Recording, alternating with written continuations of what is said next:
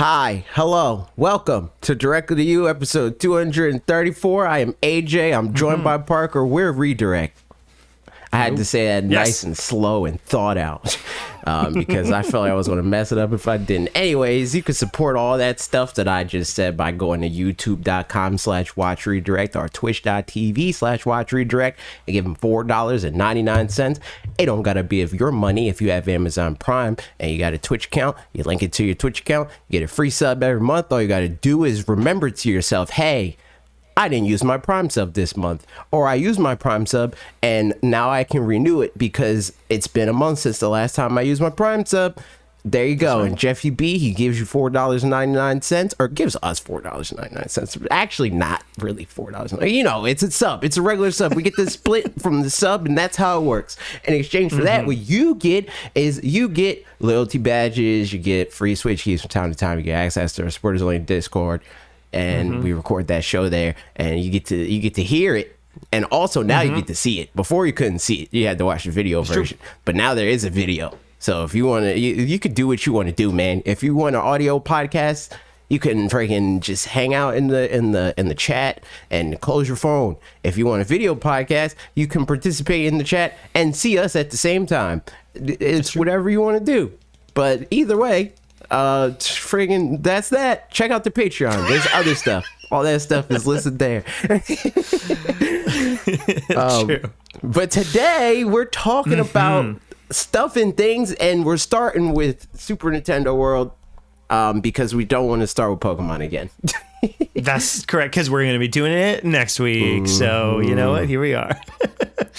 Yes, you sent me this article, and I mean. But we'll also be talking about more than just this. But long story short, Splatoon stuff maybe could have been at Super Nintendo World, or might be at, they officially announced apparently at the opening of the Hollywood Super Nintendo World thing, they officially announced that it's going to be coming to Universal Florida, which everyone already knew.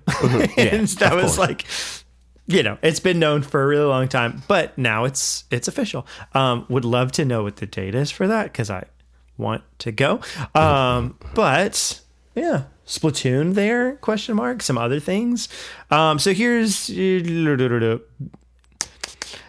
gonna read Miyamoto's quote. He said, "As you said, it is Super Nintendo World, and there was a discussion about adding other IP in there, like say Splatoon. But instead of having our focus scattered, we thought it would be best to start with something focused and make sure something that's something that's quality and good.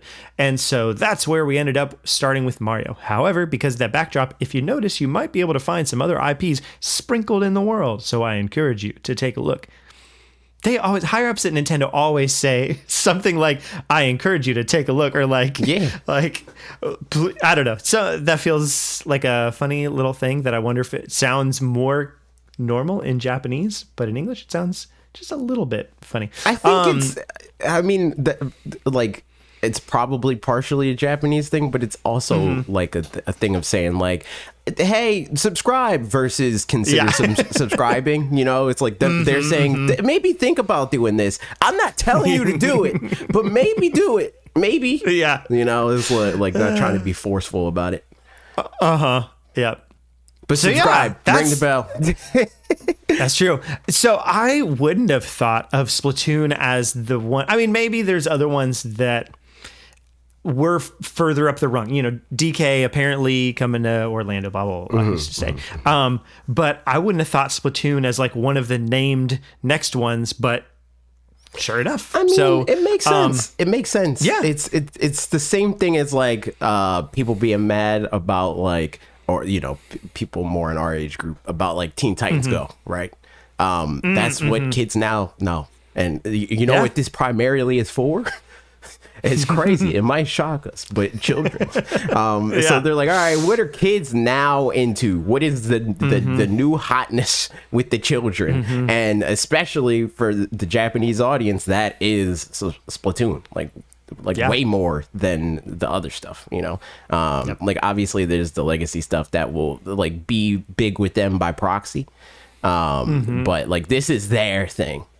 And we're secondary to that, versus with something like Pokemon. It's like people are like, the conversation is largely dictated by us. I think that we're not the bulk of the audience that pays for the video game, or has the video game, asks for the video game. But we're definitely the ones that are like being catered to with stuff like this. Mostly. That's why it's like Gen 1 all the time and stuff like that. But with Splatoon, they're able to like directly cater to kids because it's like, hey, you grew up with this, So it makes sense to me. I think it makes sense to like meet everybody in the middle and say, hey, we catered to the old people in Mario. Here's the young children in Splatoon. Yeah, and also, I mean, like, there's something you said for, I know you've talked before about, like, it's easier to make cool Mario merch than cool Zelda merch or whatever, because, like, and sure enough, I feel like Zelda That's also stuff true. Yeah. can be great, or can feel, like, kind of weird and, I don't know, just weird. Like, it's one of those things I hadn't really thought of, but I was like, it's like, it doesn't, I don't know. It's hard. Whereas really Splatoon stuff is fully on the other side. I like Zelda. Oh yeah, totally. And I think Link looks really cool. Right. But separate from that, for me, it's just impossible. Impossible. Like I can't even think of anything that just looks inherently good. And it's also a Zelda thing. To me, literally, the only thing that comes to mind is just like, I think the Hylian coat of arms or whatever, which is on this hat that I'm holding up, video and all that. I think that looks pretty nondescript if you don't know what it is. I think it depends on what it is. Because like when they do, like I think it looks good on a hat. I think it can look good on something like a mouse pad. Or something like anything that. smaller than this size, I think it can look fine. But if it's huge, but when it's like a T-shirt or like like a poster, it looks cheesy. It looks like hanging up like a freaking like Hobbit map or something. Like, I mean, I'm here for hanging up Hobbit maps for what it's worth. You're into that. That's not something that like that. It's like the sort of thing where people are like, and this is like especially becoming more and more popular now, where people want to have like gamer stuff but not it like be a red flag of like, this is a gamer thing. Zelda is a gamer thing through and through. It will never not look like a gamer thing. But there's I think the only thing is the Triforce. Like that's the only thing that you can get away with. I think the Triforce. If somebody, if somebody knows what the Triforce is, 100%, and most people do, but otherwise it's just 3 triangles. It's a pretty it's a pattern that shows up in other places. So obviously, it's ubiquitous enough that it could go under the table. But basically, everything else is like pretty obvious, and because stuff is so like, I don't know, even just the shape of the Hylian shield or something like that. Like it's like, oh, that's a shield. Like it's more intricate in a way that kind of makes it just less gives off Ren Fair vibes. So all that said, but Splatoon's kind of on the other end of that, where it's just like it just is cool, like because it's at least like within influence, but it's all down to like what they're influenced by. Like it is influenced by like modern day like culture and fashion. So being able to make something that looks good out of that is easy because its source material is what it is trying to emulate. So in thinking of Super Nintendo World, and specifically the one in Florida, so we'll say there's enough. Okay, I'm going to make up some rules for the game. There's going to be Mario, and then they also, Nintendo decided they're going to focus on Mario plus 3 other IP. And like sprinkle in some other stuff here and there, not including, by the way, Pokemon, because that's in the kids section. So I'm just talking about like the main Super Nintendo World section. What are the 3 that each of us want, and like some examples of the kinds of things that those could have, keeping in mind that only really the Mario Kart ride is even a ride so far from this one, and the other stuff is like experiences and all that, so it doesn't have to be rides, I guess is what I'm saying. I think I think it's pretty easy for them to like make a Splatoon attraction if they wanted to. Like they could literally just make Turf War and like come up with some sort of like new tech innovative way to like bring that into real life. And just have people compete in Turf Wars. It's like a good amount of time for them to it just literally be exactly what the game is, but you being the person that is taking part of it. Obviously, you can't turn into a squid, so it's a little different in that sense. But they can make it 4 minutes long. You know, it's like the regular rule set of like whoever covers the most ink, so on and so forth. And maybe there's like to try to emulate being a squid a little bit, or like the dynamic of like the ink that's on the ground gives you more leverage, so that like it also translates to combat. Maybe if your side has more ink covered, there's like obstacles that are like removed to like advance further on the other person. Like if you for people that saw the Legend of Korra, when they like or doing the bender, the competitive bending, the pro bending, and they like push into the other person's space, they can't like that. When they knock somebody off, they can't go further than another one of those rings. It could be something like that, where it's like, okay, well, I have 60% of the field right now, so you have less places to hide, and vice versa. This is probably way more intricate than it would be, but I mean, you know, but like I feel like there's a completely like lowest common denominator version of that exists, and then they just have to see like how high they can get up that ladder and that's still feasible. Because I feel like, you could totally do basically like somewhere between paintball and laser tag without actual paint, where like everybody, you know, like you wear something on you or whatever that just like has a, you know, a color or whatever, and the floor has even like lights or something where like it shows where you've turfed or where you've inked and stuff. And then all the rest of that, I think, is just a question of like how complicated can they make it for it to be one of those like teacup level attractions that somebody could just like get into, be like, okay, here's the 2-minute spiel, go for it, you know. But I mean, I think the base version of that, shoot a bunch of colors around places and see how it turns out at the end, like that. Even just that would be fun and work, you know. And then they can add more levels and past that. But like, that would be awesome. Yeah. So that's the first one. That one's easy. They already said that. Well, they said that they thought about it. They didn't say what they were going to do, but they said they thought about Splatoon. And like we said, Pokemon's off the table because they're already doing that. And Donkey Kong, I would say, is on the table too, because we already doing that too. That's Animal Crossing. Well, you go. Okay, sure. I would be happy to go. So my first one, I'm going to say Metroid.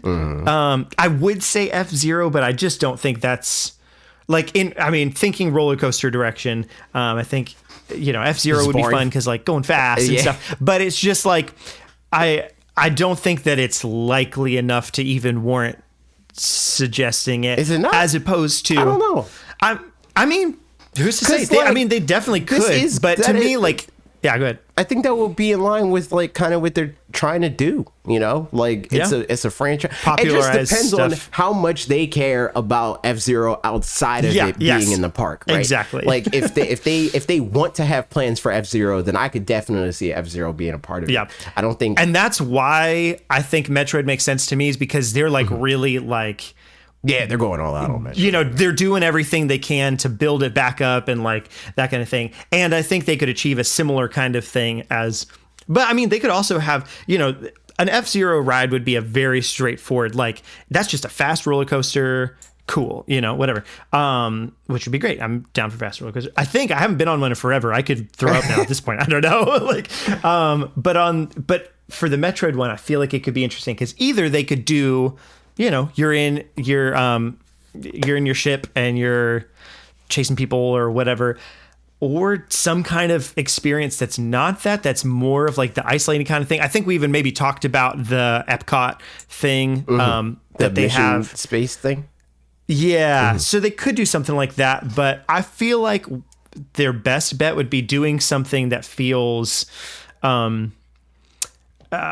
exciting in some way. And I feel like, you know, a more isolating experience at a amusement park maybe wouldn't be that, but would be maybe more different. So, you know, I could see it going either. But I think Metroid for sure would be a good one. And especially with like Star Wars at Disney World kind of a thing. Now there's like kind of the door's been opened for that I don't know what kind of experiences there are at Star Wars besides like, oh, look, it's a Millennium Falcon or The something Galaxy like that. Edge thing. What is that? That's even? the coolest thing about it. The freaking Is that like? well, that's the. I mean, I think that's what the park is called, or the part of the park. But the only thing that I can think of that I want to do there, if the next time I go to Disney, is making the lightsaber. And they said something about What making RP a literally droid. just said.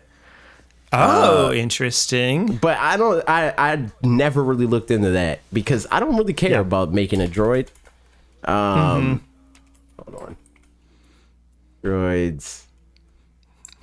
This will be an annoying search. You can keep going. Yeah. So, but in any case, I feel like there's the ice has been broken for, you know, sci-fi futuristic space thing in an amusement park, and yeah, I feel like they could just do that in a cool way. So, like, either it's something where you're exploring Talon or whatever, and it's a bit more slower paced, or it's, you know, you're chasing space pirates or something, and going around doing that kind of stuff, which, to be honest, does feel a little bit less Metroid for what it's worth at that point. I think they could literally just do the Mission Space Ride, and they can Metroidvania it up. Where it's like you start the attraction and you're like freaking super powerful, and something happens and you got to figure out like, oh crap, we're not super powerful anymore. How do we get through here and become powerful again? And that's the whole thing, you know? Yeah. I don't know how they like differentiate outside of the fact that it is like that's the Mission Space Ride doesn't have that aspect of it where it's like you start out a certain way and then you lose everything and then you have to build back up. It does have the thing of like, oh, we're going through freaking asteroid shower, meteor shower. We can put up the shield or whatever, right? I mean, the other thing is, even with all of that too, like there's something to be said for like, we talked about how, you know, theoretically the next Nintendo console could have some VR integration, and Metroid would be great for a VR experience of some kind or whatever. If they don't, just do it a Universal, and it's one of those like you go to a little room, it's like, hey, you want to do this thing, and then you can do that, you know. So not as fun for sure, but yeah, I like your idea better in theory. Or a roller coaster one. So they do have the droids. It's Droid Depot is what it's called. It says assemble a custom astromech unit. Visit a workshop stocked with parts, chips, manuals, and other tech items useful for constructing your very own droid, one of the galaxy's most indispensable sidekicks. First, register your choice of the BB series unit or R series unit with the clerk, who will provide a basket and blueprint for parts. Next, proceed to the following stations and begin your droid building experience. And then they list all the different options that you have. So it's like Build-A-Bear, but for Star Wars nerds. Yeah, and it starts at $120 bucks. Yep. And the price goes up from there because there's like I don't even know about that because I don't know how much the droid can do, you know, like it's like I think like a remote control robot thing. So like that's not it as doesn't crazy like make my as breakfast or anything. It would be. I mean, oh true. my God, imagine. I was expecting like $500 or more, if I'm being honest, based on, because I think the lightsabers are like they're like 200 yeah, bucks exactly. or something. Right. Yeah. So I was thinking that this right. Maybe they're smaller than I'm thinking or something too. I don't know, but interesting. I don't have anything for reference. The only thing that's next to the droids in this picture are other droids.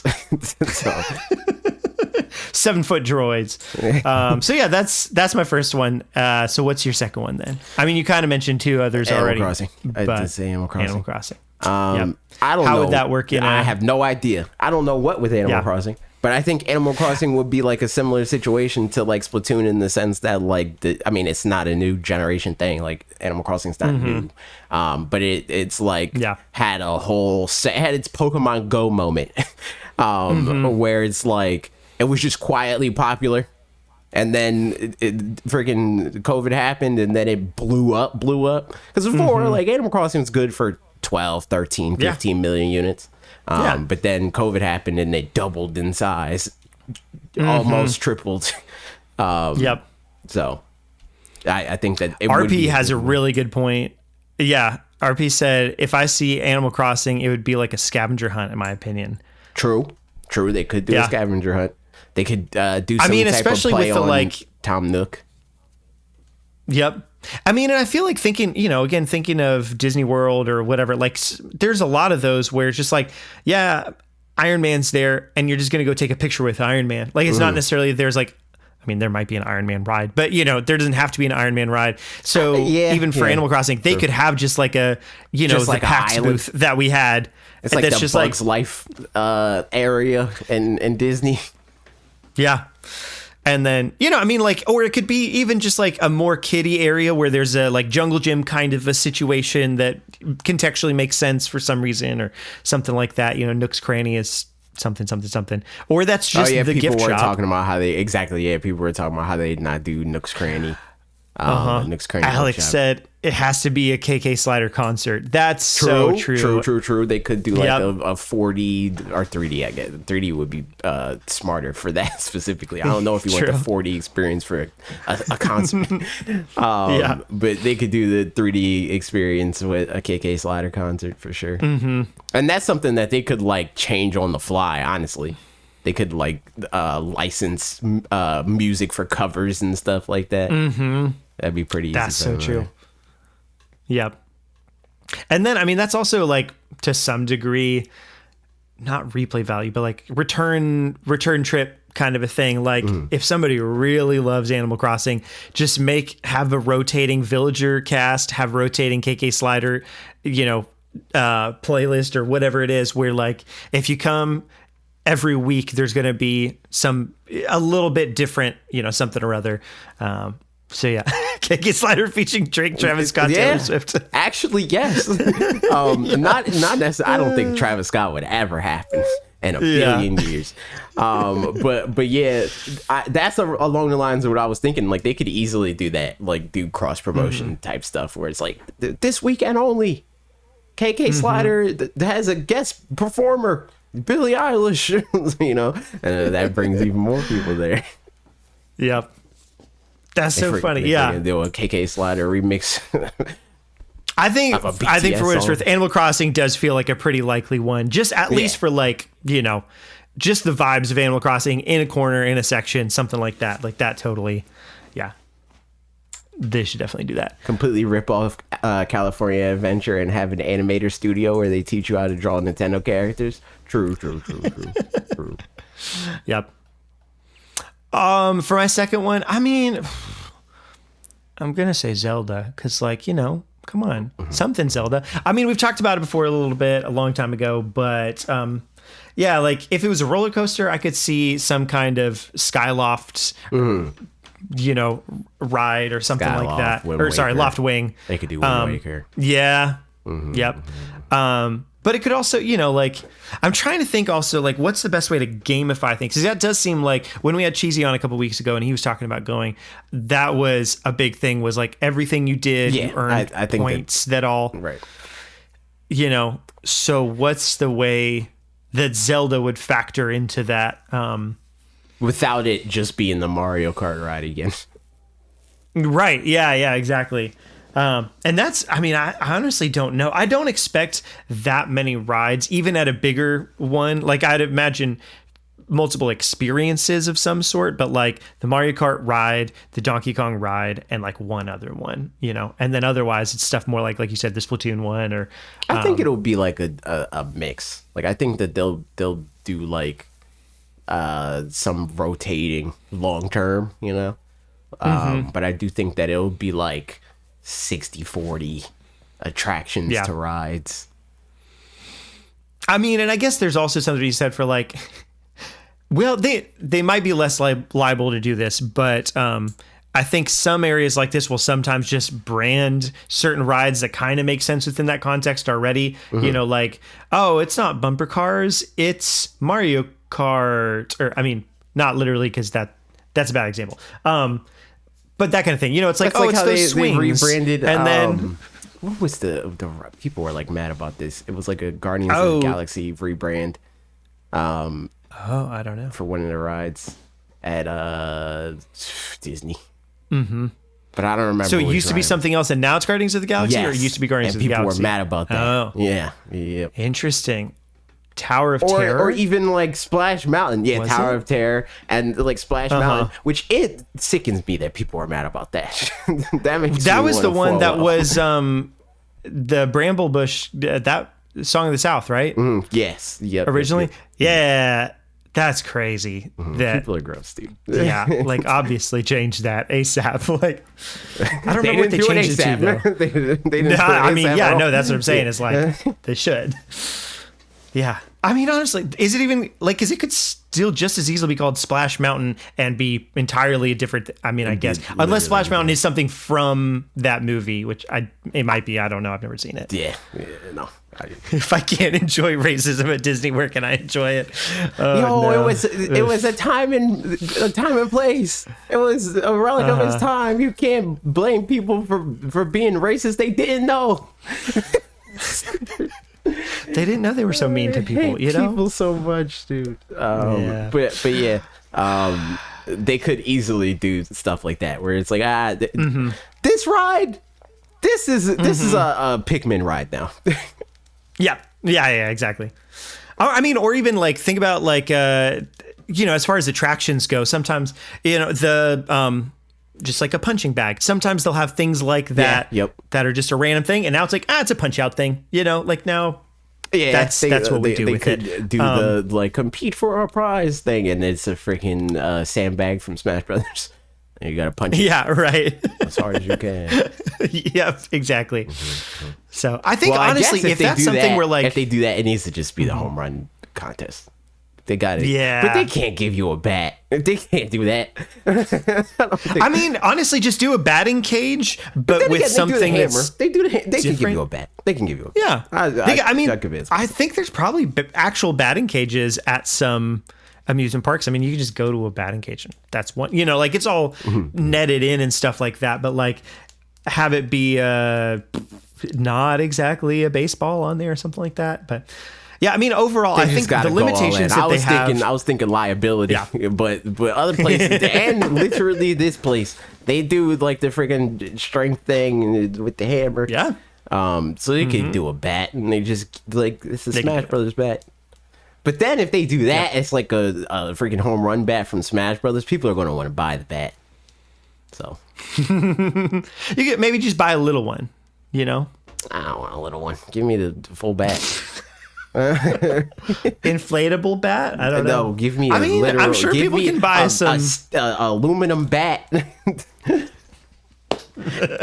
I want it to be like made perfectly so that when I hit things, it makes the bing sound. You got to do that. Yep, it's perfect. And then I'll walk around the park hitting everything and everyone. There you go.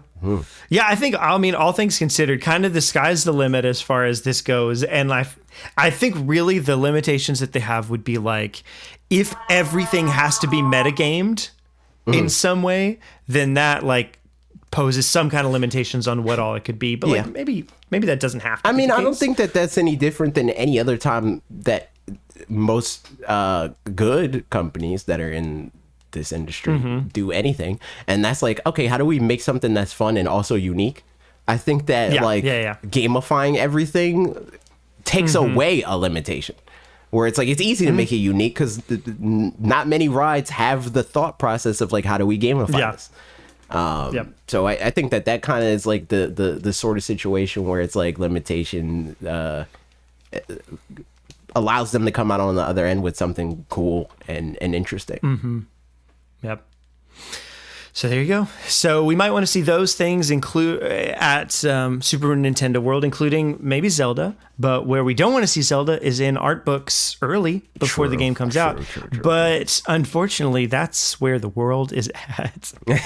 Oh no! I started opening the article, and I think it showed some things. So I haven't looked at this. You haven't looked at this. The long story short, for anybody who doesn't know, is that seems like pretty confidently the art book from the collector's edition of Legend of Zelda Tears of the Kingdom has leaked. There's like 50 or so pictures of the content that's in that book, and I've heard from two different sources that did look at it. I mean, sources is not that. It's just people that looked at it. On one hand, Rob from Military Review was like, "Oh, it's not really spoilery at all." There's one picture that's like maybe, but the rest of them are like just cool, concept pictures, whatever. So that, and then Steve over at Flip Screen Games was like, "Oh yeah, it's spoilery for sure." So I don't know what to believe. I'm just not looking at it regardless. Depends on how into Zelda you are, I think. I mean, true. When we made those videos, or when we had Olivia on, and like you guys were like talking about the Zonai and stuff, I don't think that spoils anything for most people that play Breath of the Wild, because they don't know what the Zonai are. But like Zelda fans, like they'll know, Yeah. And people that are like super into lore just generally and that play Breath of the Wild, they'll know. But I think most people, it's like, I'm not that deep into this. I don't know what the heck this is even talking about. So, and I mean, the good point too that Rob made this point was that probably it actually won't have that many spoilers, because it's something that's like the art book's coming with the game that you're buying as you're buying it, to where somebody will. I don't know if that's true. I mean, that's true. What do you? Because like they have stuff like that packaged all the time that does have spoilers in it. Like stuff like unlockable characters can be in manuals and stuff like that. Like, I think that's like a grasping at. So I don't know. I haven't seen it at all, and I don't really want to. But interesting that it's out. There's literally none. Yeah. There's no reason to. I'm excited to look at it after the fact for what it's worth. But yeah. But I mean, honestly, pretty excited, because like every time we'll see stuff from like Creating a Champion and stuff from Breath of the Wild, where it's like Guardians could have looked like your literal worst nightmare, and they don't. But they should. They should. Yeah, they sound like they want to be your worst nightmare. So like, yeah.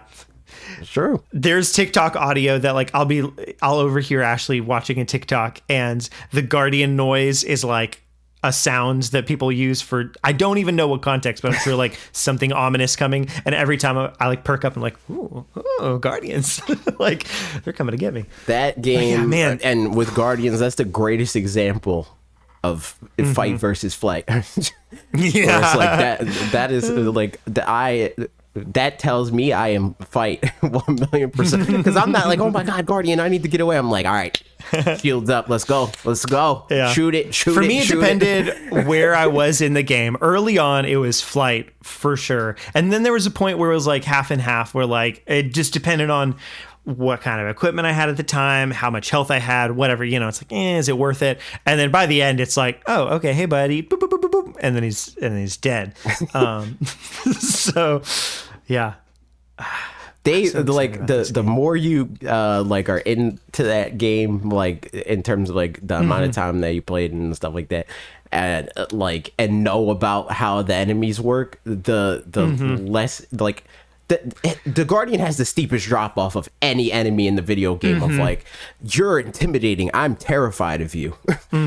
So like I can literally just kill you in one hit, and I don't even have to break anything to like even come close to that. Like I'm more scared, because even Lionels by the end are like they're still, by the end they're not pushovers by any means. Like I mean, by the end I would go and kill Lionel like pretty quickly, but it was still an ordeal of like, all right, I'm going to get up to a high point and then like, and then stun lock him and then do this thing. But it was like a several step process. But with Guardians, you just like walk up with a Master Sword and like some ancient armor if you want, and then just like slap him around a little bit, and that's it. So you yeah, don't even 100%. Gotta do that. Like you can get literally any deflect, shield, ancient arrow, and just be like, all right, I'm just going to parry this 3 times and it's dead. Yeah, like that's it.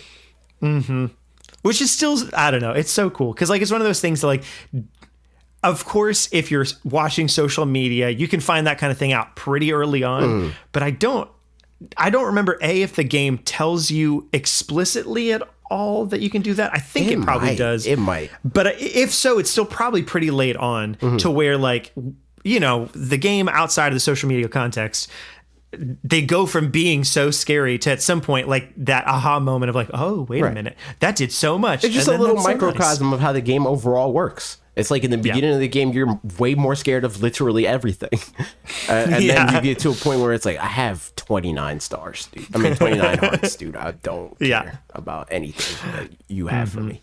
It always bugged me that in that game, you can't get complete hearts and a complete stamina wheel. Yeah. You're always 1 heart short or a little short of the stamina wheel. And that is so like... Yo, Zelda ending for health and stamina. So you're so right. But yeah, so that's the Zelda art book thing. But if we're not playing Zelda on Switch, maybe one of these days we'll be playing. Actually, not maybe, for sure. I guess we'll be playing Call of Duty on Switch, Nintendo's console, thing. Yeah. Something. This was a interesting little tidbit. We got an update from. It's a funny whole thing, I still feel like. But in any case, Microsoft signed a 10-year deal with Nintendo to bring Call of Duty games to Nintendo platforms day and date with their console brethren with feature parity. When asked about Call of Duty running on the Switch family systems, Microsoft President Brad Smith apparently told Games Radar that it will work exactly the way people would expect, which means whatever it means. It's worth noting that it's possible that the quote was misinterpreted, as it seems far more likely Call of Duty games come to Nintendo's next platform, which could appear next year. Call of Duty will only come to Nintendo platforms if the Activision Blizzard deal goes through, and it's currently facing quite a bit of scrutiny from different countries. So that's the part that I think is funny. It's like, it's signed, it's official, it's for sure, it's signed. But maybe it's not going to happen. The thing about it, though, is like, it's looking far more likely than like games media is making it seem like it really feels like they're steering into this skid where it's like, hey, PlayStation and Google don't want this to happen. So maybe it won't happen. It's like, this is not uncommon for acquisitions of this scale at all. And they just happen anyway, So I would be shocked if it doesn't go through. I would be shocked. Yeah. I mean, because we've just never seen one of this caliber in game, like in game specifically, or Microsoft buying. Yes, in game specifically, because Microsoft buying Bethesda, like that's like who is really going to contest that seriously? It's like okay, like then those games, whatever. But I mean, this one is, legitimately huge and industry altering to some degree. But so are other mergers that have existed, like you said. So, I don't know enough about all these kinds of things. Star Wars, dude. They own right, exactly. Avatar. And Marvel. And look at how much of the top 10 top grossing things ever are owned by Disney. And those are things that they acquired. I wonder to what degree Fox. Were those contested a lot and went through all this rigmarole? I'm sure. If so, I just didn't hear about it, but I mean, I'm sure that they were. Obviously we hear about, we're more intimately familiar with the people that are contesting this because proximity. Obviously. Yeah. But I'm sure that there were film industry execs that were like, what? Yep. Also, it's again, the people. It's more a quality versus quantity sort of situation where it's like there's far less people that are contesting it, being to my knowledge just Google and Sony. That's literally it. And way more heavy hitters and big players in the space that are like, yeah, go for it. I mean, and I could see even with Sony that it's at this point less that they're, maybe actively contesting it and more that they're like, let's call their bluff and get as much as we can out of it. I think they're actively contesting it. Because at this point, I wouldn't be surprised. A, because they're petty, but B, because because it's, honestly going to be an issue for them. But, if I'm sure they would know better than us, is it the kind of thing where it's probably just going to go through anyway? And then at that point, try to get the most out of it or, yeah, I don't know. I think it's going it's going to be interesting. I would imagine that it would too. To be honest, I'm kind of surprised that it's I'm not in retrospect surprised that it has faced this much scrutiny, but definitely compared to what I was thinking at the beginning, I didn't think there was going to be this much like. I imagined pushback from Sony, for example, but not that the regulatory committees would actually be like, maybe you're right. Yeah. As much. Because it just doesn't like. I don't know. It just feels IPs are IPs. so yeah, exactly. Like it feels so fake to me. Like the like how can you have a monopoly on an idea? Like yes, Call of Duty sells a lot, but who's to say that Call of Duty will still sell a lot once it's like owned by Microsoft? You know, like they could easily screw that up. Just as easily as Sony tomorrow could come out with a shooter that is more successful, or some random dude could come out with a shooter that's more successful. Because at the end of the day, as we can see from Minecraft, you don't have to have the most resources to make the biggest thing. You just don't. Or Fortnite. I mean, like they have the most resources now for sure, but like I don't know. As starting out and stuff, it was just, you know, they were still like a multi-million dollar company, but yeah, like that's also. But in terms of what, like they're way bigger than they were. They started way smaller than they are. Yeah. And that's usually the case, you know, Pokemon. Like most things that you could think of that are like huge franchises started in a dude's garage somewhere. So it's just weird to me that these arguments are like people are equating them to like having a monopoly on like oil, you know, or food. Like those are like actual monopolies. Having monopolies on material goods, but or like services like internet or whatever too, you know, that kind of a thing. Exactly. These are all tangible things. But Call of Duty, come on, dude. Yeah. And for Call of Duty to be on the same platform as Mario, but you know, there is some news about Mario. I'm switching the articles in order because of reasons. Mario, just some random little things happened. Number one, there's maybe a Mario bundle coming on March 10th, Mario Day, and I'm curious what it is. Also, I mean, what's the definition of bundle these days? Because if it's a $360 console I mean, probably at this point, probably an OLED, you know, in which case maybe it's $400. So you save $10 or something. It's like, you know, $350 with a $60 game, but for $400, something like that.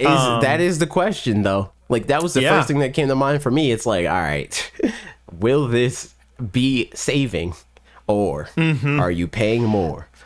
Because I would not be surprised if it's saving literally like $10, you know, honestly. I mean, if it comes with like usually you're spending 10 more, like the way that the bundles have shaped up so far. So especially with like the Mario one, like the Mario special editions are like $370. So yeah, that's true.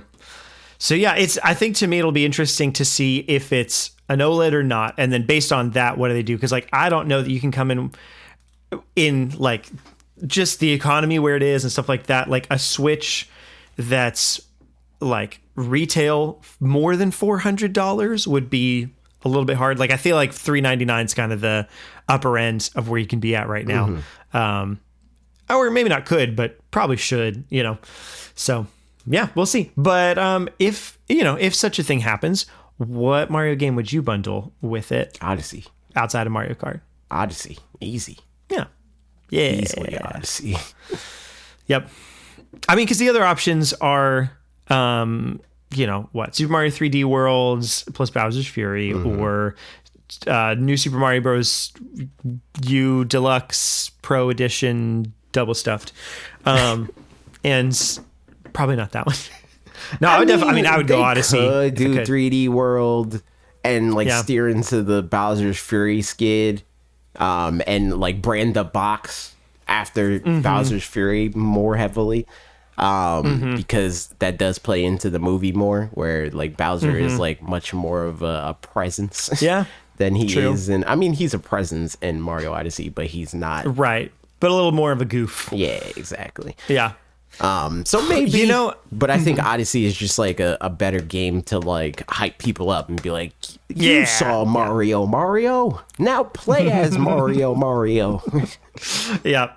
And I think, I'm starting to wonder more and more. I didn't feel this way at the time, but I'm thinking that Nintendo sees Super Mario 3D World plus Bowser's Fury as basically a mainline Mario game. Not like all the way, but kind of, in that like it held them off for longer of being able to have to put out like a new mainline game, in the same way, I guess, that like Pokemon does with their remakes and stuff like that. But which brings us to this other comment that Miyamoto said something to the effect of, "We're always working on Mario, so when we get a time where we can share more information, we'll certainly." Well, somebody asked if there's a Mario. They asked, why isn't there a Mario game releasing alongside the theme park and movie? In response, Miyamoto said that we're always working on Mario, so when we get a time where we can share information, we'll certainly do so.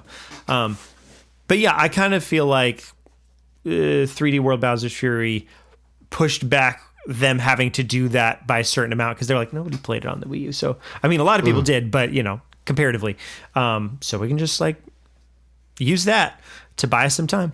And that they did. They did. Yeah. Do you think, so here's the question out of this part. Do you think next Mario is just launch game for next console, like won't get another mainline Mario game on Switch, just waiting for next console for it to be a launch game kind of a thing? Because I'm leaning that way.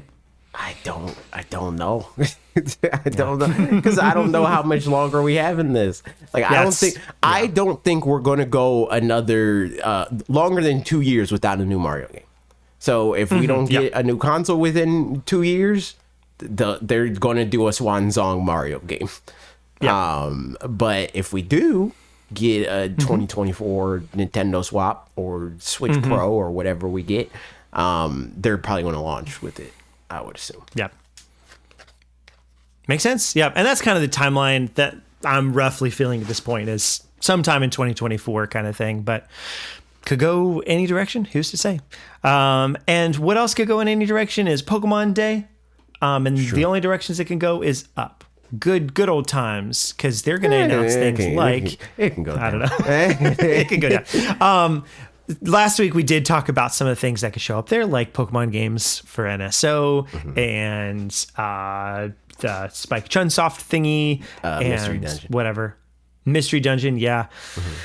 But I don't know what else. It's last couple days before it actually happens, so time. We to get didn't some talk last about DLC. thoughts I in. don't think at all. Didn't talk about DLC. So I think DLC is like kind of the make or break thing here, like whether people think it's good or not, is if the DLC is good or not. Also, I think like how big and like impactful the update is for people, like what they do with the patch. Like, we have the patch notes already, but how much that impacts the actual experience. Because like playing again, like and I know this from like playing Smash Brothers a year out from the last big patch, or any of the patches really, where when the patches came out, people looked at the patch notes and were like, this means nothing. And now in 2023, Jigglypuff top 8 tournaments because she got buffed a bunch of times. Like when she was getting buffed, it like minute to minute, people were like, "Oh, she's probably still low tier." But now all those buffs have mounted to something and made that character went up a tier or two because of those buffs. And that could be the situation here, where it's like it could like just not feel impactful at all, or it can like change how a lot of people feel about the game. Yep. I didn't look at the patch notes. What's the general gist of them? There's no real general gist. There's just them approaching. I mean, them going to a lot of the issues and fixing them. Nice. There's no real theme. It's like there's stuff like attack fixes for like Dondozo. Like Dondozo like got passively buffed. I mean, nerfed, not buffed. Because he had a bug where his signature move, Order Up, which boosts a stat depending on the Tatsugiri in its mouth. If you miss the attack or if you hit somebody with protect, you still get the boost. You weren't supposed to get the boost, so they're taking the boost away. If it does not connect, it does not boost. Nice. But then there's other stuff like them fixing like things clipping through places and like bugs with like certain things not appearing in certain circumstances. And Do Pokemon show up in the boxes faster? That's like my one biggest they gripe. have something about the boxes. There was a few things that said about the boxes, but off the top of my head, I can't remember. Fingers crossed. So we'll see. Yeah. But cool. Yeah. So that's the patch things, but that's separate from DLC. I'm imagining that that patch is coming out on the 27th We on don't know. Pokemon Day. They just said late February. I would assume that is coming out. I mean, that's just about as late in February that it can be. So, you know, like they got one they day can do after it the next that. day, but That's true. Yeah. So that, but then DLC wise, I mean, I haven't gotten to a point where I would know the context of DLC exactly, but I'm working my way there slowly. But I do know people have mentioned there's that whole area in the middle, like it's a crater maybe or something like that in the middle of the map. Not even that. It's not a crater. Is it a mountain? I don't know. Spoilers. You go there. That's not DLC. Okay. There is a portion of the map that is very it at the clearly top of the map? like it's like it's either at the top or like bottom right of the map. There's an area that looks like I'm trying to think of an example that you would know. I guess maybe an editing program that you used before has like this like kind of like weird checkered like texture to it. If you have like let you know that there's stuff outside of the frame. Like if you have like a picture or a video panned over there or whatever, that's kind of what it looks like on that part of the map. So people are like, well, that's more that's yeah, like, I'm looking at a picture of the map now and I'm seeing what you're talking about. Yeah, top right kind of area. Yeah. Yep. Makes sense. So a lot of people are thinking that is where we're like where they're expanding it, which would be cool. I don't know what people want here. Like, I don't know what will make people happy, because I know that the area, I mean, the direction that they went in with the last DLC, like for the Bobs of the world, right? That are like, they like Pokemon in theory. They like to think that they like Pokemon. When that DLC came out, people, they didn't really like that because it like was mechanical updates. It was like, make it easier to train your Pokemon, make better Pokemon, so on and so forth. And they're like, but I want story mode plus, you know, and they didn't give us that, and we didn't really even get it in the second part. Like it was all just a bunch of stuff that was what I've been saying about Pokemon in general, where it was just a tutorial. It's them releasing a new feature, and the quote unquote story is the tutorial for that feature. Or Pokemon or whatever it is, where it's like, hey, Urshifu's a thing now.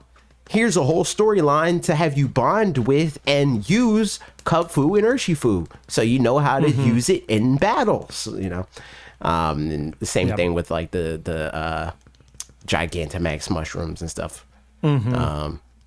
All that. So like they could go in that direction and either like introduce new mechanics or make it easier to do other mechanics, like make it easier to get Terra Shards or whatever, right? Introduce new Pokemon. There's at least one other legendary that we know should be in the game, and the assumption is that that other legendary will be a part of this in some way. Nice. I mean, there's other stuff that like I don't really want to say because that would be spoilers. Spoilers, yeah. They could go in that direction. It could do Kalos. I know a lot of people are speculating Kalos. Oh, that's true, because this is Spain, that's France, that's the direction that would be in. Yep. Ooh, that's honestly, I mean, that would be interesting. I mean, because that's like a Gen 2 situation, you know, that's go back to Kanto and blah, blah, blah. Yep. That would be really interesting. Kind of doubt it. That feels like a little too much, but at the same time, like, the only way I could see them doing that is if this DLC is like $40-$50. Yeah, like, yeah, for if sure. this is basically Which, I mean, the if cost it's- of the video if- game, I could see them doing that. But if it's not, Yeah. I don't know about that. Yep. Yeah. I'd be Curious. down. I would pay. Yeah, I no, would for pay sure. another $60 for that if they did. Kalos. Honestly, I mean, yeah. By the time that I'm done with this, I'm probably same. I'd imagine, you know, like at that point, just like whole new area to explore and stuff, and because I never. That's Gen 5, right? yes. I No, never played 6. That's 6. That's Gen 6. Gen 5 6. is Unova, Okay. Okay. Gotcha. which is Which America. is New York. Yeah, it's America, New York and Vegas? Question mark? It's LA. It's a desert. Yeah, right. It's Manhattan with a desert somehow. Well, actually, it's Manhattan, some of New Jersey, and it has a desert for That's whatever hilarious. reason. Man, I think I might have played a tiny bit of Gen 5 at some point back in the day, but yeah, barely remember. So, okay, cool. Yeah. Other stuff. So DLC sounds like, I mean, feels like a given at this point. So it's just what that turns out like, or if it doesn't show up like that, yeah. Rough show at that point. No, specifically the things that I mentioned. Manhattan, part of New Jersey, and a desert. That's so funny. So other things, yeah, we talked about, NSO games, blah, blah, blah. I think that feels super likely that those get mentioned. Pokemon Stadium also drops. I do think something Detective Pikachu feels like it could happen. Yeah, Detective Pikachu. Including, so Switch, okay, here's my guess. Switchport announcement of just like the PNG of Detective Pikachu 2 movie thing is like, will be coming.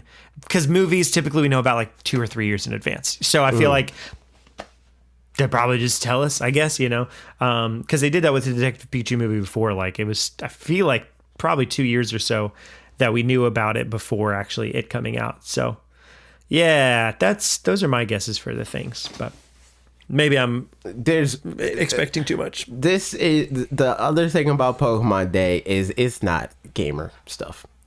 Most of it is. Yeah, it's true. Pokemon Sleep. Like in terms of quality, Pokemon Unite. we get a bunch of like.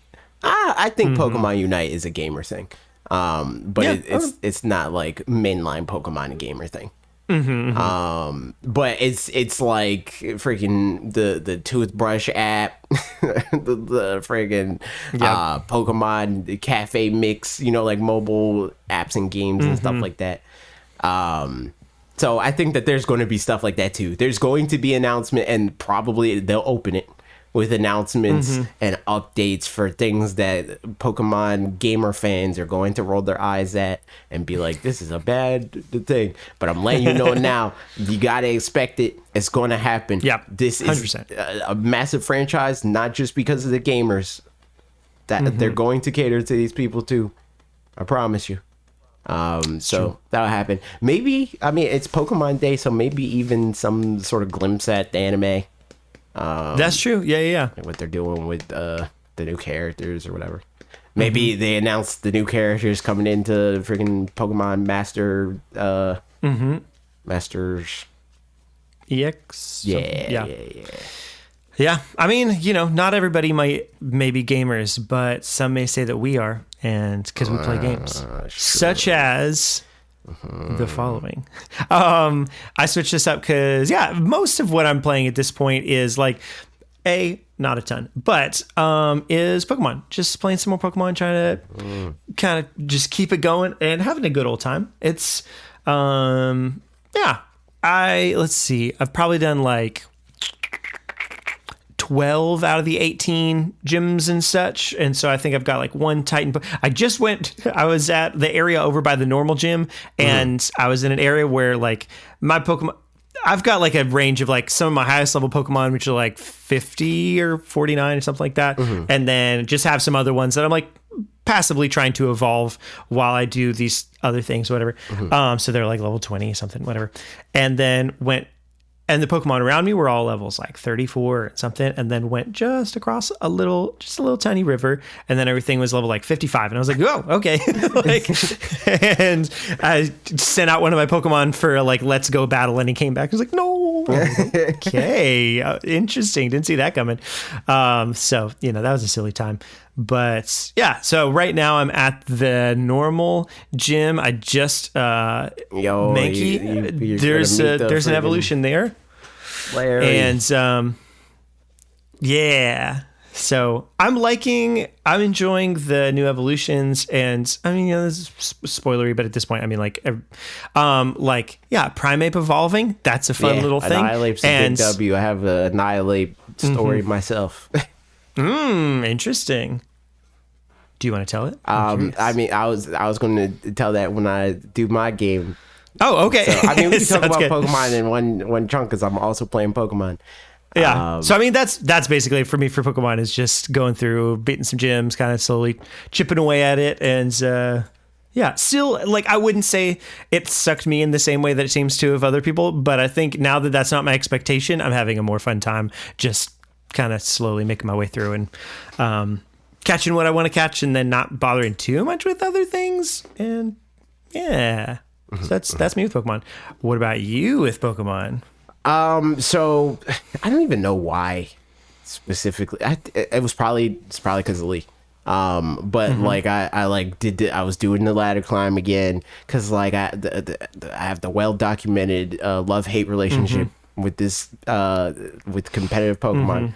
I want to like it, but the game does not want me to like it. So there's that. But I got in the master rank again. And nice. It was with an alter team. It has a lot of the skeleton of my old team, but there's Pokemon that change around. I might revert some of those changes, to be honest. I have Dondozo and Tatsugiri. I thought about taking out Dondozo and Tatsugiri because it's too much of a commitment to have both of them. So I tested doing just Dondozo, and Mega Man was like, you gotta do this corny ass Dondozo where it's super defensive and it heals itself a lot and it just cheeses people. And I was like, all right, fine, tried that didn't work. So we were like, all right, let's do that and change his moveset and then bring Tatsugiri back. So tried that and it's working, and asterisk, but it's not really contributing anything. And I'm sure that it's good because I know that there's freaking Wolfie or whoever, there's competitive Pokemon people that are doing well with this with the cheesy Dondozo build, but my brain does not work like that. I'm not going to do the cheesy strat. I'm going to try to be more aggressive, so usually that just ends up not working or not even really being a factor.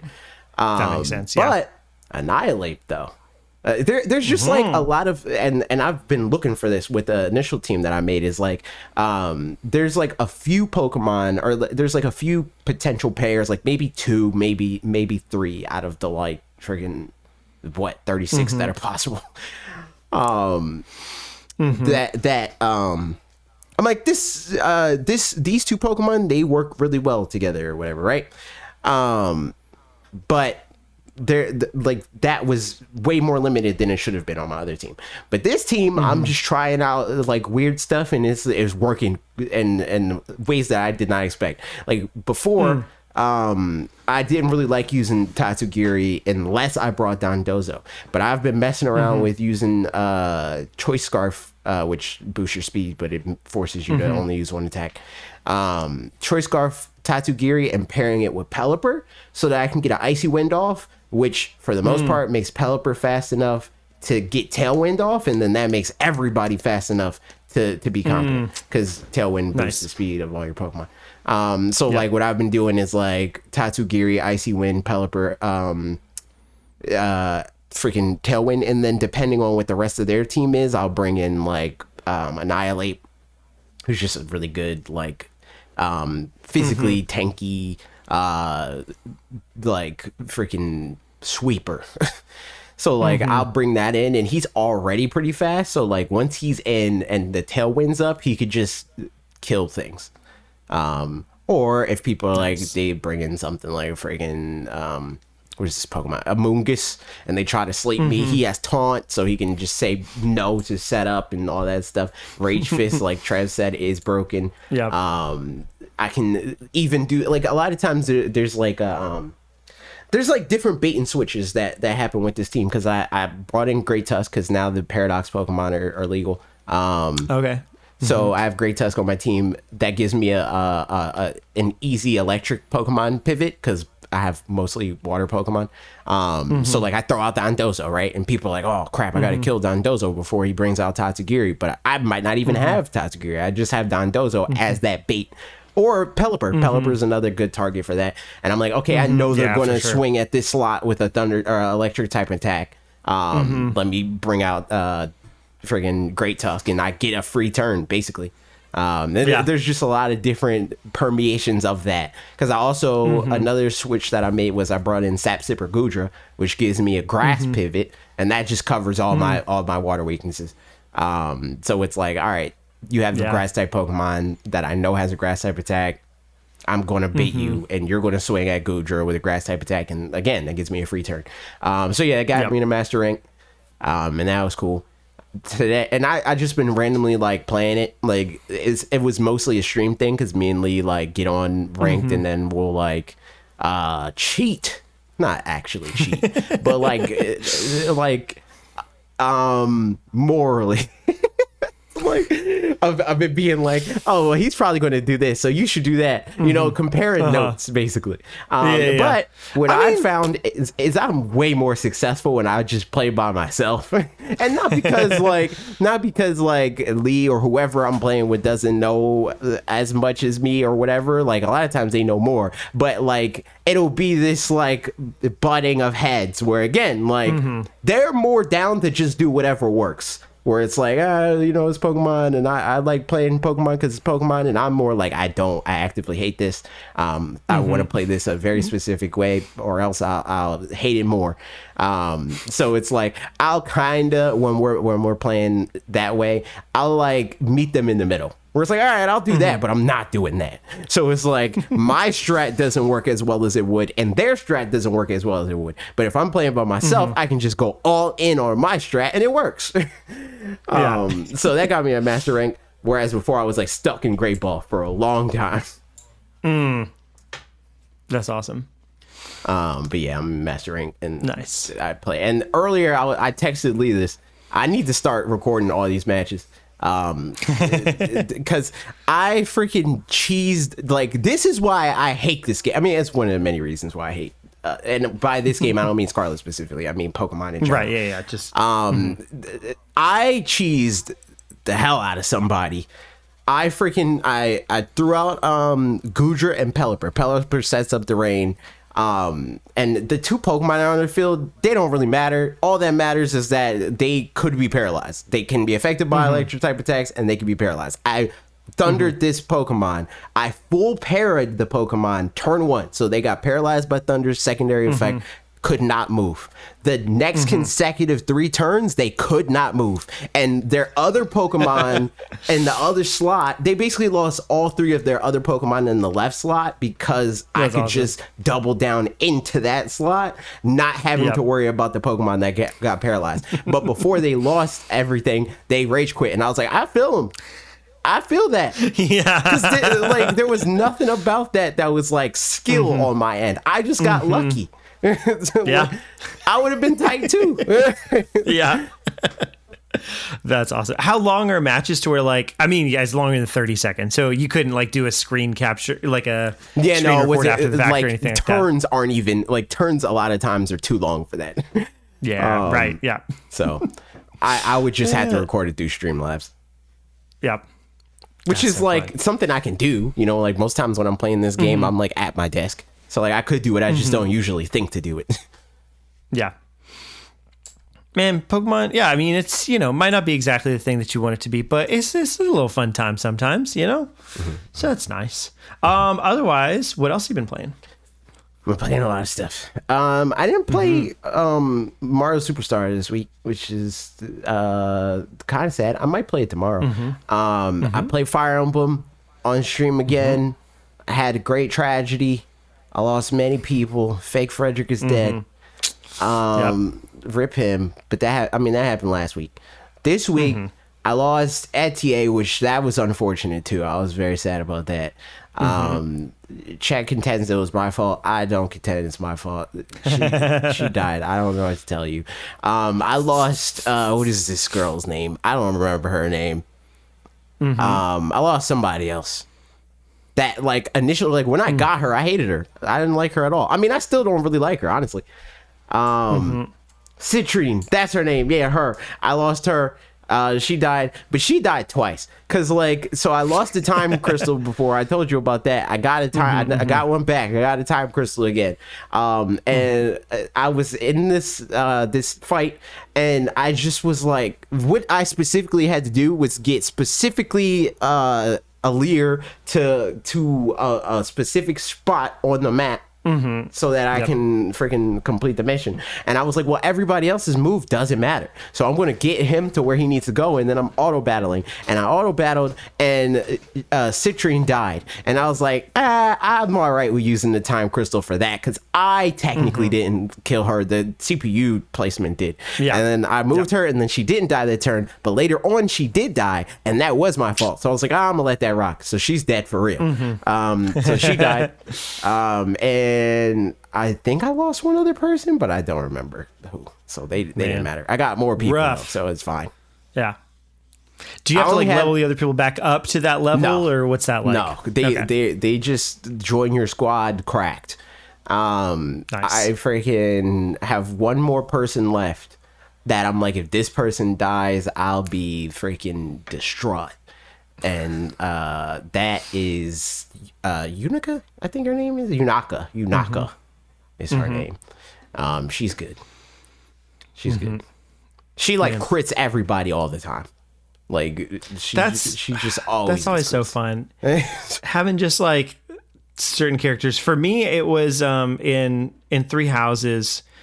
What's her name? I didn't like her character very much. Lysithia, I think it was. She was like, I used her as like a dark wizard or whatever, like dark magic stuff. And man, she just like wrecked. But the character herself was super annoying. But what are you gonna do? I mean, that's a similar situation when you're not gonna be honest. I mean, she's like, she has two sides of the coin, like her like. Outwardly, with most people, she's like super bubbly, but she has a dark past, and she's like, of course, like when she kills somebody, she's like cold blooded, man. Like, I think I still haven't been able to confirm this, but I'm pretty sure that she has a storyline with Citrine, but it might be somebody that is still dead. I mean, that is still alive. Lapis, I think her name is. Yep. But she like was like, starting to let her in on who she is or whatever. But I'm pretty sure she's just dead. So I'll probably never figure that out because she died. So yep, Brit. That's how it goes. But yeah, I'm playing that. It is.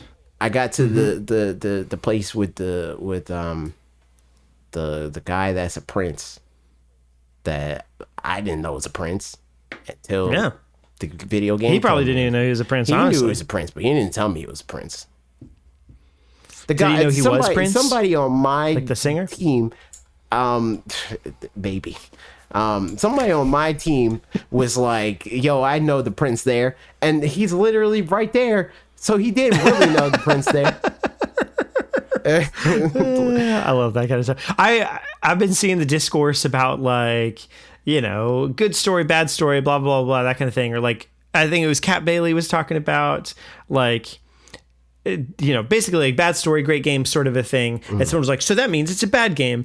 And they were like, or she was like, no, it's like, I like that it has a bad story. And honestly, I feel that like whenever I finally get around to playing this game, I don't think there's literally any game in existence that has a good story unless it's. I mean that also for sure. But like, I kind of prefer oftentimes where it's not even trying to have a good story that hard, or like, I don't feel like I have to, like with Xenoblade games, I feel like it's at least complicated enough that I should pay attention. Otherwise I'll be like, wait, what? What's going on at this part? So I guess complicated versus simple is maybe more of the A or B there. And so when there's a complicated story, like sometimes that's interesting and that's cool and all, but sometimes it's just like, I really just wanted to like watch a show and grind and like have the, whatever, have something to play in the background, like your WarioWare example, that kind of thing.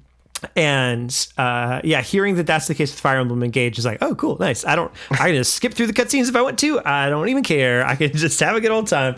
And so that's, that's nice. It's true. Oh, so, I also got another girl that I think that maybe I'll grow to be like Yunaka and be like, I'll be crushed if she dies. She has a wolf. She's cool. That's fun. I like a wolf. Got 3 wolves howling at the moon. One at least. One at least. So yeah, nice. That's another thing that's happening. I need to go back to freaking WarioWare. I only have one more like playlist of mini games to beat, and then I'm done. Nice. So I want to do that too.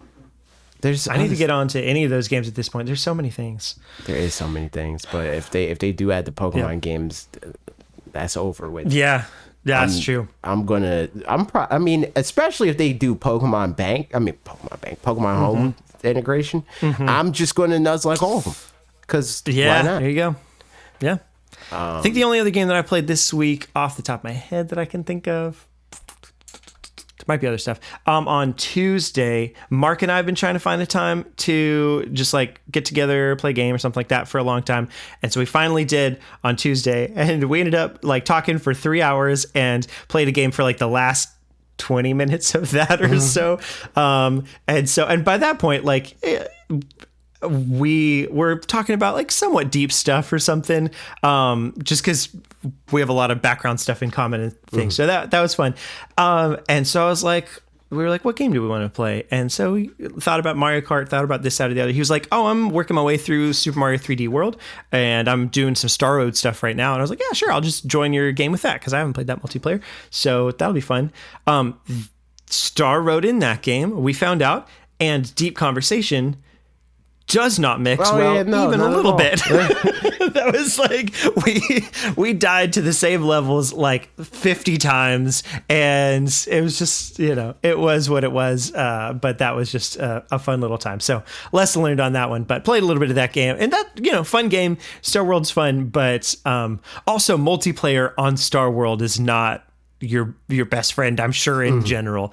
So because it's a little bit hard, and multiplayer makes that game harder, not easier, unless I don't think know how to something. I don't think that they did a good job at doing both cooperative and competitive. It's way better if you're just trying to like mess with each other, just goof. Like if you're just down to mess with each other, it's infinitely better. So that was the only other game that I can think of that I played much of. I think that's it for games that I'm playing for now. Anything else for you before the last segment? No. I mean, there is, well, but then anything that I could think of off the top of my head. But yeah. Yeah. So Q&A, here we go. Speaking of Fire Emblem, Alec asked, since AJ is a huge Fire Emblem fan now, what would he change about Pokemon Conquest for the perfect sequel? Did you ever play Pokemon Conquest, I imagine? A little bit. Okay. I don't think Pokemon is a good game for this format, because literally the only reason why I care about Fire Emblem is because people die and stay dead. And I don't think that like doing that literally in a Pokemon game it would fly, Yeah, right, for sure. And also, I just kind of don't like the whole like I am armored man. I need to like have a armored companion Pokemon. Let's do this like free. It just doesn't fit the vibe. It's like It's like the same reason why I don't like Mario plus Rabbids. It's like. Putting the square peg round hole sort of situation. Yep. I'm not really with it. Like it's one of those things where like I could see the not having played Conquest at all, but I could see like elements from Pokemon becoming interesting to a strategy RPG. But I think you're right that like in that case it does feel like tonally like. Maybe bring those elements over and just call it something in the same way that like Splatoon is Splatoon and not Mario Paintball, because Mario Paintball could have worked, or were they rabbits at some point first for a while? At some point it was going to be Mario. At some point it was going to be rabbits. I don't remember what the order was. It wasn't going to be Mario. They just pitched that idea before they like Miyamoto was like, why not make a Mario? And they're like, no, we refuse. Yeah. So, like that kind of thing. I think, Mario plus Rabbids barely works for me. It's like in that, like, I really enjoyed the game, but conceptually it barely works. Like it just barely hangs together enough that I'm like, okay, cool. It's fun.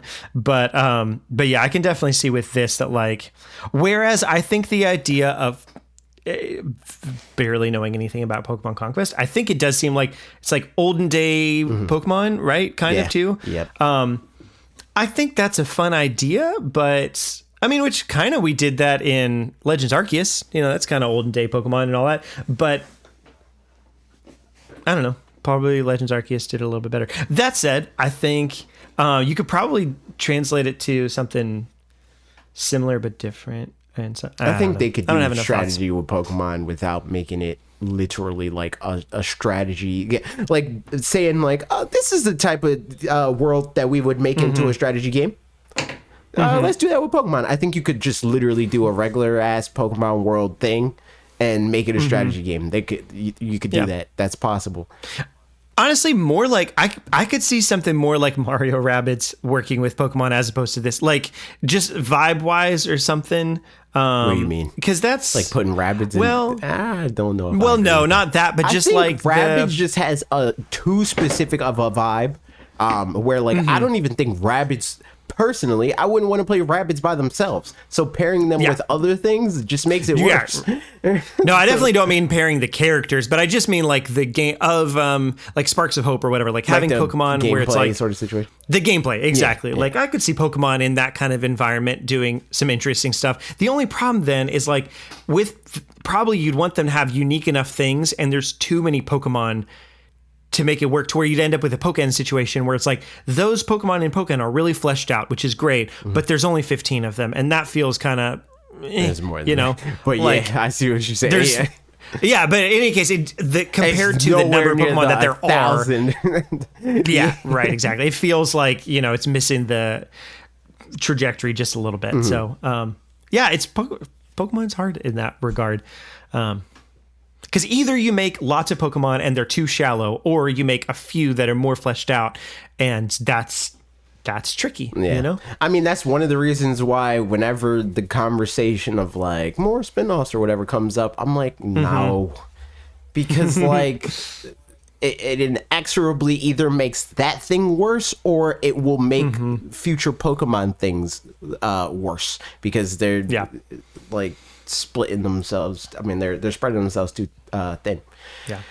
I think Pokemon Snap is a rare excuse because it's like you're making these Pokemon in these situations, but you're making set pieces that like those are really deep, but that Pokemon doesn't have to behave that same way ever again anywhere else. It's like just I would argue the order of operations. I would say the reason why Pokemon Snap is like a good thing for them to do is because it gives them an excuse to have other people make really detailed animations that they can, models that they can reuse elsewhere.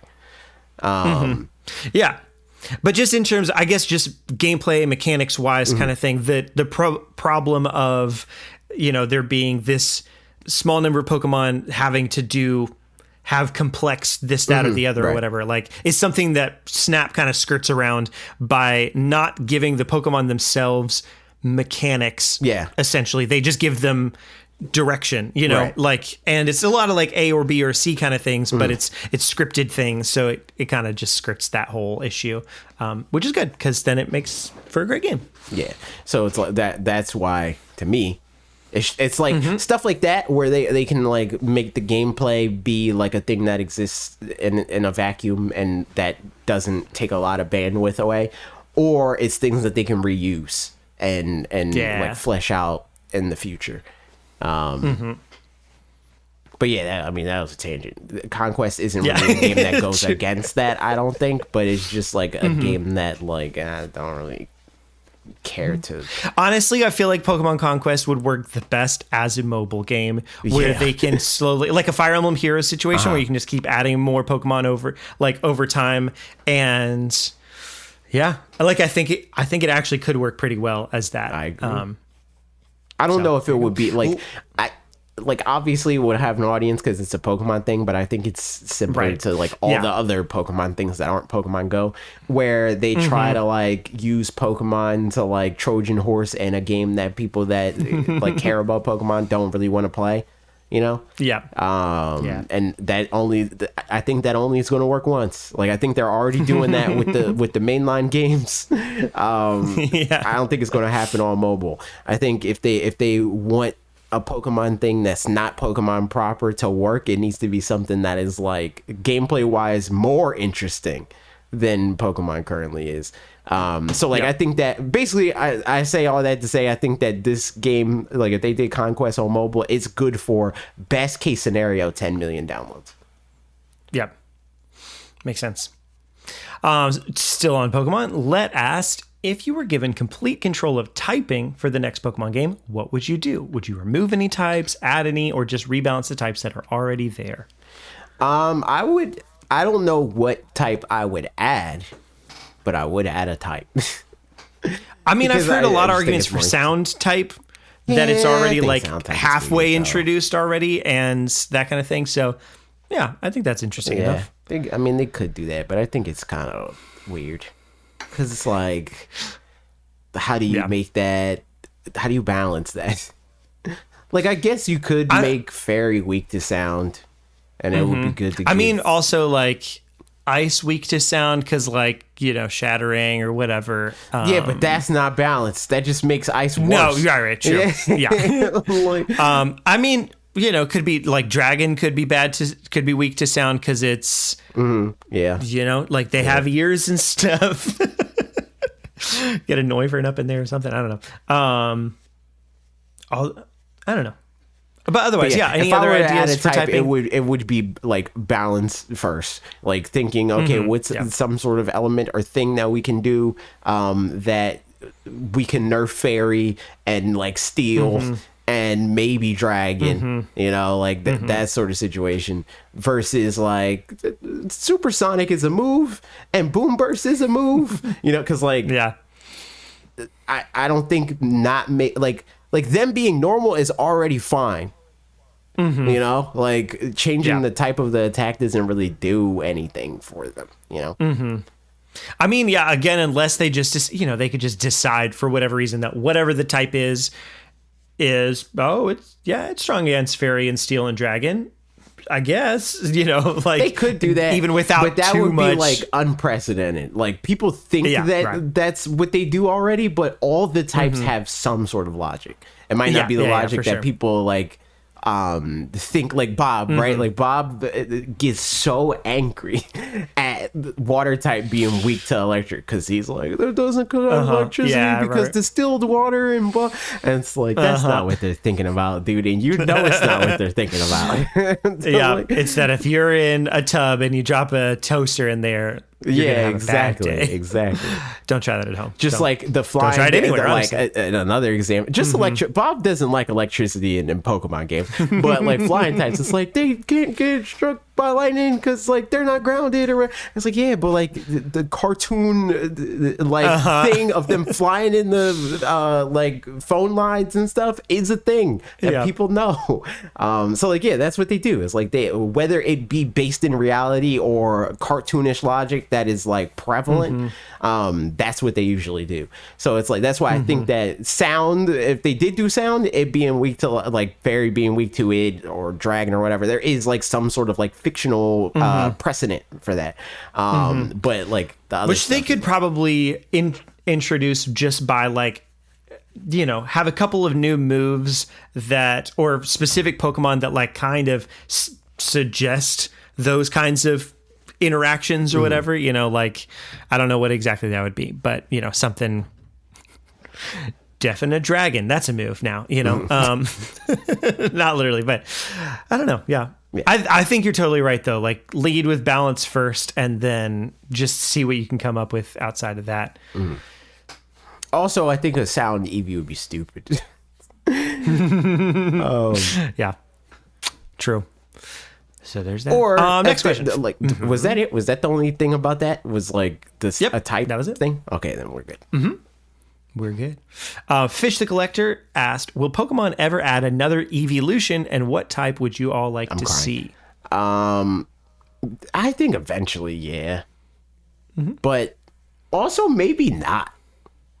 Because think about why they've added evolutions in the past. Like, the only real exception is Leafeon and Glaceon. Like, those are the only times that we got evolutions for types that we've had.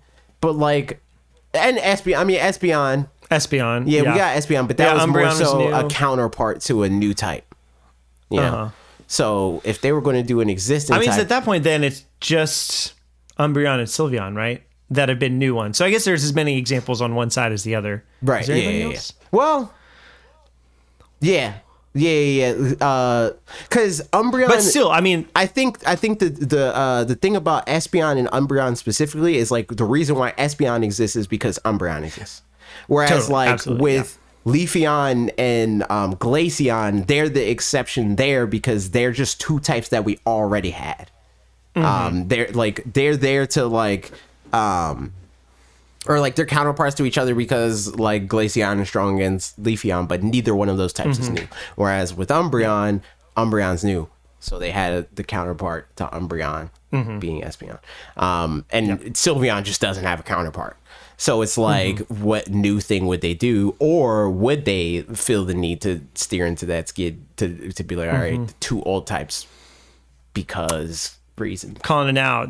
DLC for Gen 9 has an evolution that's a steel one and a steel evolution and a rock evolution, and one of them is future and one of them is past. They could do that. There it is. They could do that. I don't know how you would evolve them into that, but they could do that.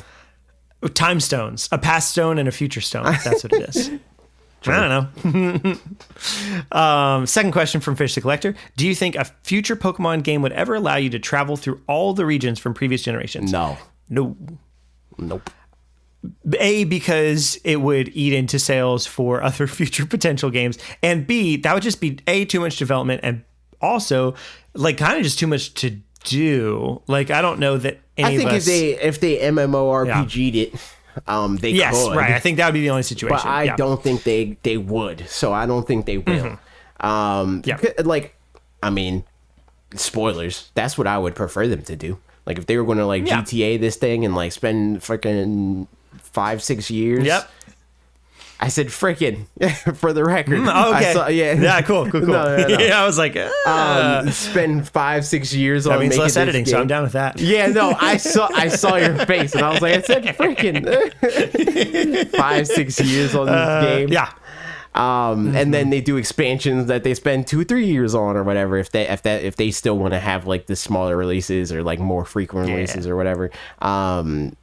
I think that would be a way to do it. It's like, all right, here's the new Pokemon region, and then 3 years later, all right, here's the Kanto DLC. Now you can go to Kanto.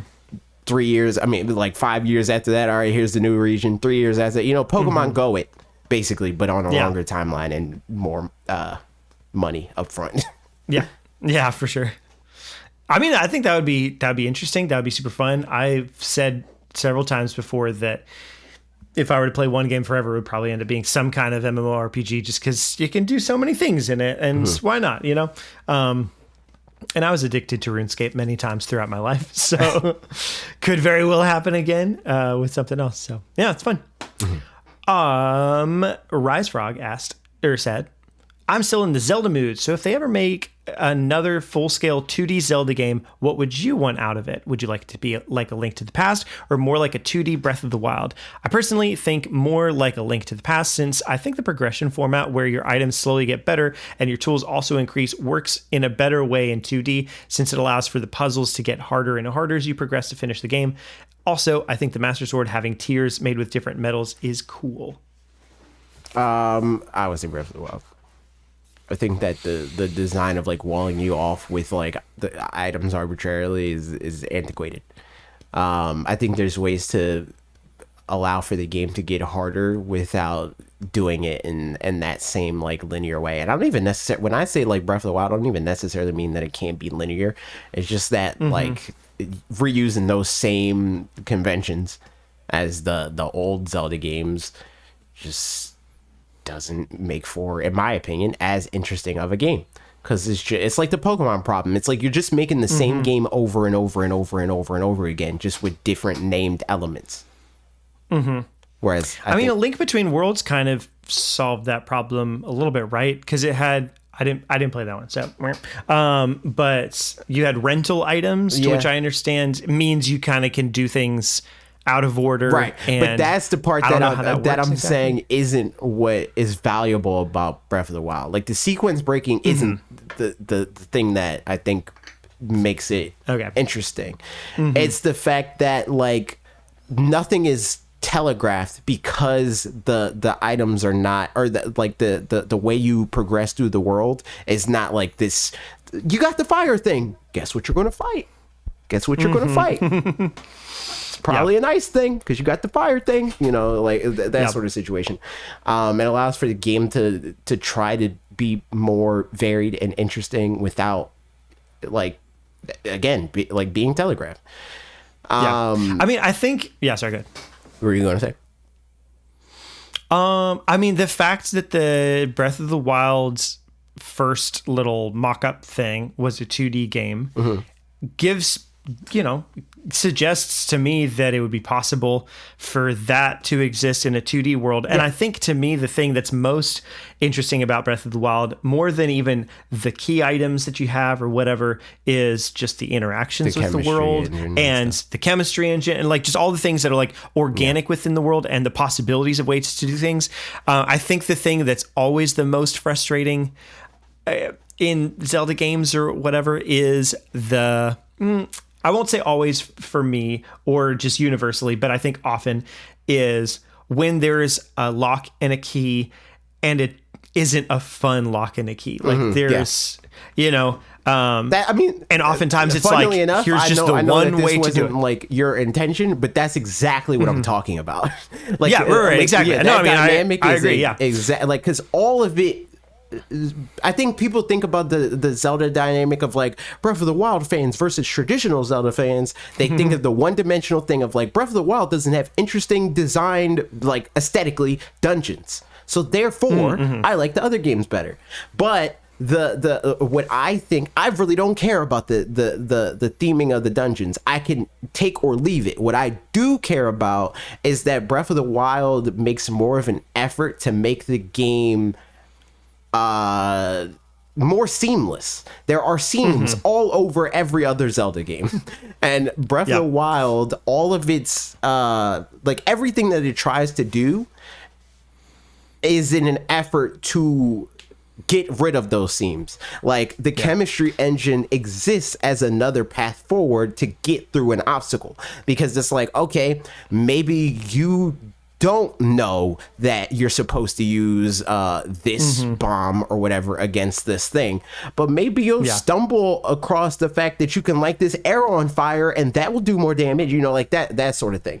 No, 100%. Yeah, because it's like so I think the shrines, if the argument is that you couldn't have good puzzles without them having like a single answer or that kind of thing. Like the shrines, I think, are great puzzles. Like by and large, there's definitely some kind of bad ones. But there's a lot of really good ones or whatever.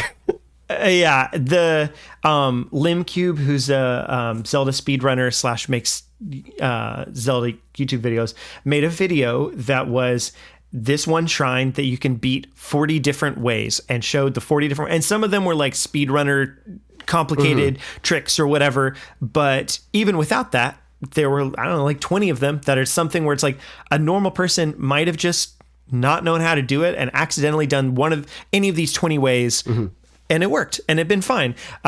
Even though there's one way that's like probably the most obvious that you would intentionally do. I think not having 3 dimensions probably limits that to a certain degree, but I think the kind of core of that can definitely remain if there's enough things that can interact with things. Like I think right now in 2D Zelda games, if you see one of those things with eyes or whatever, there's 1 to maybe 2 ways that you can interact with that. You shoot an arrow at it, or you use a hook shot at it, or throw a boomerang, whatever, and those are all basically the same thing, just different items for the same thing. So just having more open-ended puzzles Right. Can accomplish that. to But your I still point, think I don't some think kind of I've- key items could be. Sorry, go ahead. I was just gonna say, to your point, I don't think I've like the amount of times that I've replayed this game, be it like for stream or like just started it randomly because I just had the urge to. I don't think most of the shrines I've done in the exact same way more than once. Like, Yeah. I'm pretty sure I did that like one shrine that there's like the pillar of fire and then you're supposed to get the ice cube through it. I like did it the first time the quote unquote like right way, like the like game designy way, and then the other time I was like, I have a frost sword, so like I'm gonna cheese this, like that sort of thing. And there's just a lot of different versions of that. Or I think I had like specifically the ice rod.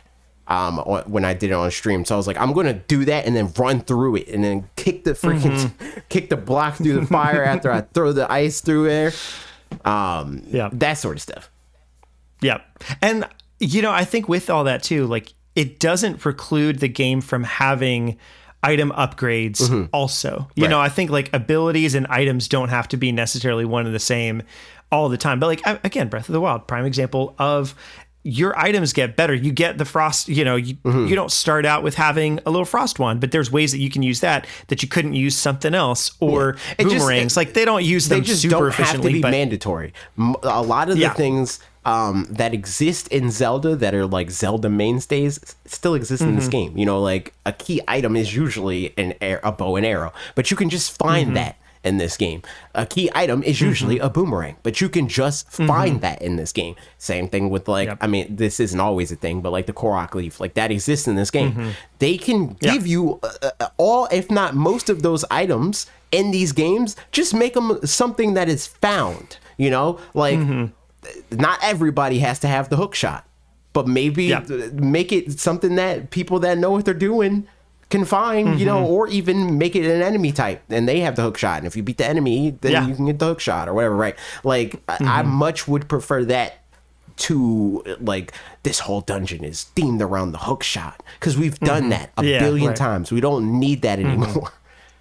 And I feel like, I mean, I can't imagine there's that many more ways to do I that. don't create puzzle games, but like there's not that many more ways to do that. So no, for what it's worth, I agree with the criticism of, I do wish the dungeons in Breath of the Wild and stuff were aesthetically themed and longer. Like I think that would be great. I think the shrines did a way better job of that than the dungeons did. I think the best job of that was the Trial of the Sword stuff. Like it did a great job. It was like big shrine rooms, and you fight enemies and stuff, and they all, typically those rooms, like this one's kind of like lava-y and this one's kind of grassy or whatever. Like I think they did a great job with that. Just put that in a dungeon instead. But as far as like the structure of the dungeons, I think traditional Zelda games are great to be games that you play with a tutorial like with a walkthrough handy, which is not, because that's, in my opinion,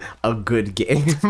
I mean, and that's, for what it's worth, there's a lot of people, medium to engage with this is not well designed. IMO. So no, there's plenty of time. I mean, like, I think when I played Twilight Princess, I would go through and do something, and as soon as I didn't know what it was, I would just go look it up in a walkthrough and then pass by that bit. So there was just like not a whole lot of friction or whatever. And I think, to me, that's more enjoyable than beating my head against the wall about a certain puzzle.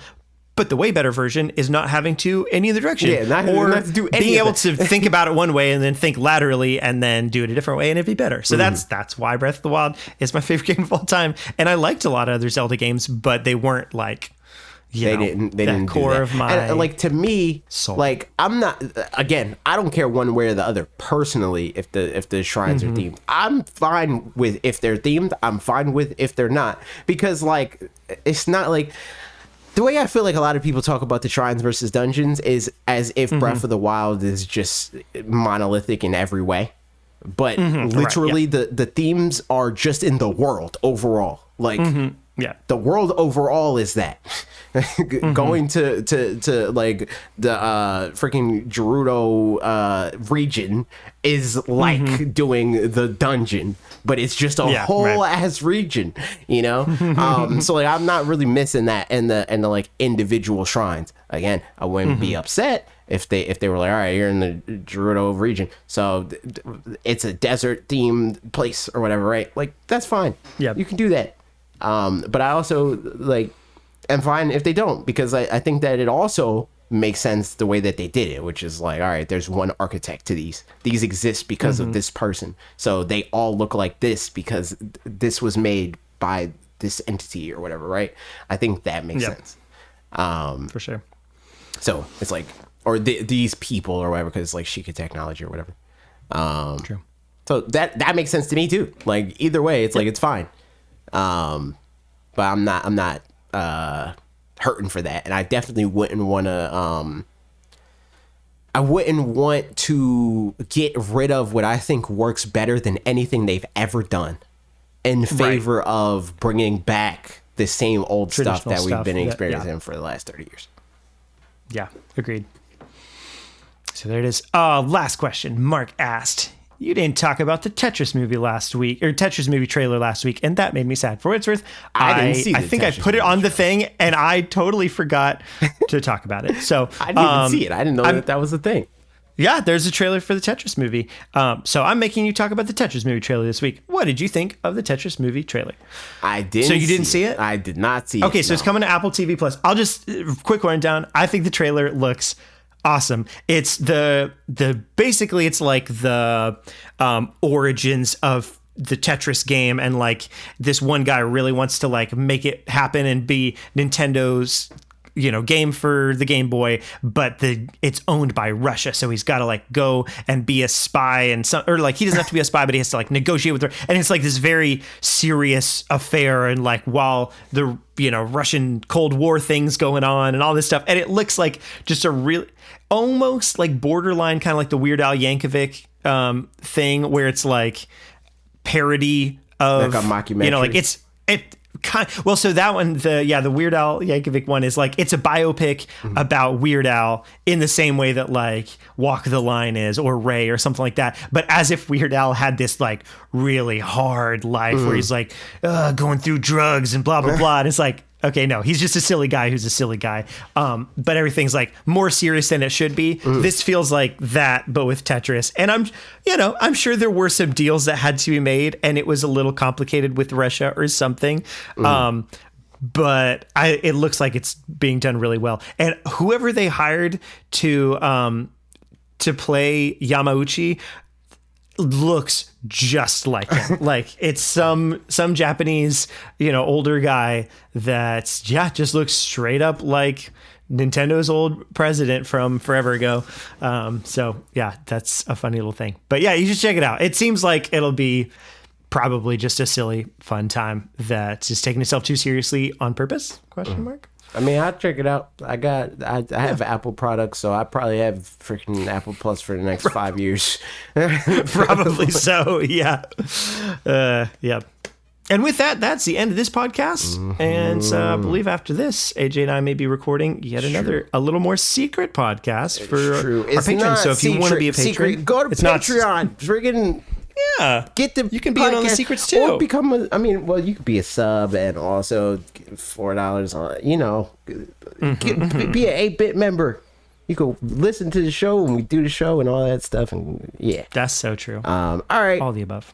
Thank you. Goodbye. See ya.